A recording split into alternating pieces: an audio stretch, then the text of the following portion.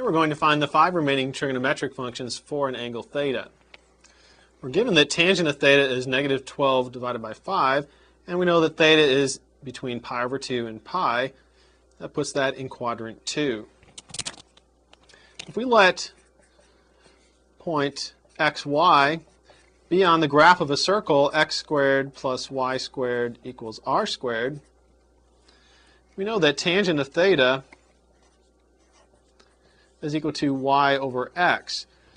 Now we have a negative value for the tangent, so we need to determine whether it's y or x that's negative. Since we're in quadrant 2 on our circle, we know that it's the x value that's negative, so we can write this as 12 over negative 5.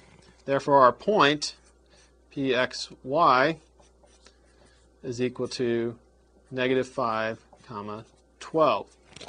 And we can use that to find our remaining trig functions. First, we're going to need to find the value for r. Since we know x and y, we'll put those values in. X squared plus y squared equals r squared. That's our circle. X is negative 5. Negative 5 squared plus 12 squared equals r squared. And if we solve this for r, we'll get that r is equal to 13. Remember that r is the radius of the circle, so it's going to be a positive value. Now we know x, y, and r, we'll find the remaining 5 trig functions. We'll start with sine. The sine of theta is equal to y over r. We know that y is 12 and r is 13, so we get sine of theta is 12/13. For cosine theta will be x over r. Put in our value for x, that's negative 5. R is 13, so cosine is negative 5 over 13. Tangent of theta will be y over x.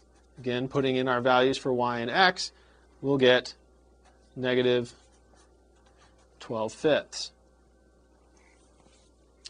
Cotangent, I guess we already have tangent of theta up there. Cotangent of theta is equal to x over y. Plug in our values for x and y, we'll get negative 5/12. Secant of theta will be r over x.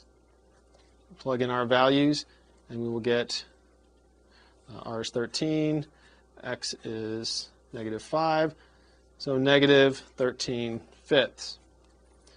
Cosecant theta is equal to r over y. We plug in our values. R is 13, y is 12, and so we'll get 13/12.